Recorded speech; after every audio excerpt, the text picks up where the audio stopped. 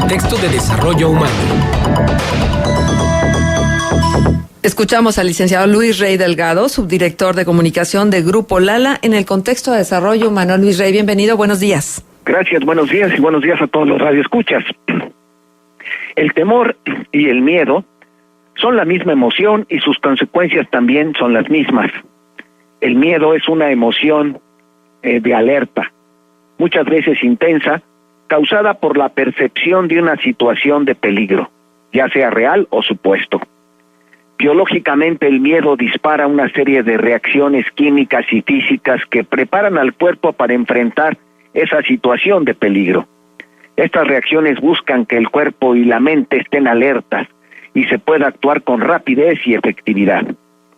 El miedo hace que en el cuerpo aumenten la presión arterial, aumenta la glucosa en la sangre, aumenta el ritmo cardíaco y se acelere el metabolismo celular.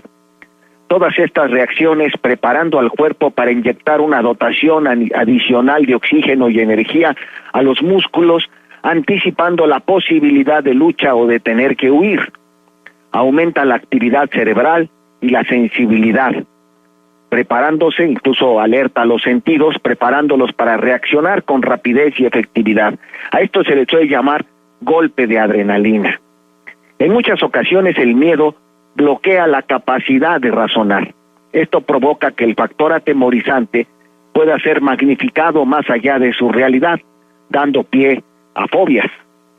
El terror es el miedo en su grado más intenso y en un punto incontrolable.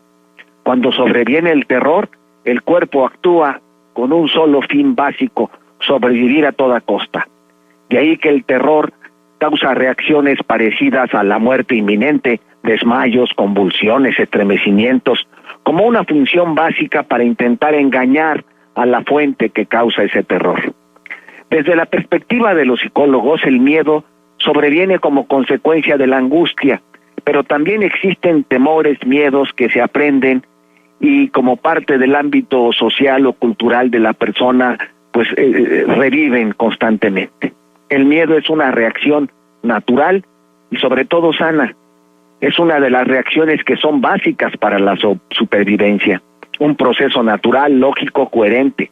Sin embargo, se problematiza en su complejidad y amplificación cuando nosotros con nuestra mente creamos temores que no existen o magnificamos los que existen y no sabemos lidiar con los reales. La angustia y el miedo van de la mano. De la angustia es fácil salir al miedo. Las reacciones normales propias del miedo se vuelven un problema cuando son frecuentes y duran por periodos prolongados de tiempo, porque causan problemas serios de salud. Sin embargo, todos aprendemos a manejar los miedos y a calibrar nuestras percepciones. Eso lo hacemos dialogando acerca de ellos, compartiendo las experiencias, sacándolos a la luz, verbalizándolos, cosa que habrá que hacer siempre, no solo cuando somos niños. Una manera de calibrar nuestros miedos y nuestras angustias es dialogándolo, porque al verbalizarlo lo ajustamos, es decir, a la realidad y le damos su justa dimensión.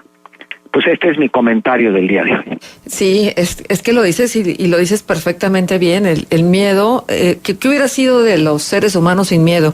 El miedo es lo que nos ayudó a sobrevivir. Imagínate claro. Tú a los primeros pobladores cuando eran acechados por las grandes bestias, pues el miedo los hacía reaccionar y correr y huir. Claro. Es una emoción elemental. Sin embargo, cuando el miedo se apodera de ti, cuando se convierte en esto, en angustia, es cuando está fuera de control y creo que tenemos esta gran capacidad de controlar el miedo y de que juegue a nuestro favor en lugar de que juegue en contra, como casi siempre cuando es totalmente indomable. Claro. Hay que entrarle al miedo sin miedo, ¿no? Así es. Pero verbalizándolo es importante, platicándolo, porque uno hace ajustes para no tener temores o miedos que son supuestos y no reales. Claro, y muchas de los miedos ni tendrían razón de ser porque generamos el miedo por lo que suponemos que pudiera pasar. Sí, ¿no? O sea, nos adelantamos y entonces, uy, qué miedo las consecuencias de esto o del otro o de aquello. Ni siquiera sabemos, porque a veces ni siquiera hemos ejecutado la acción y entonces, pero ya estamos llenos de miedo.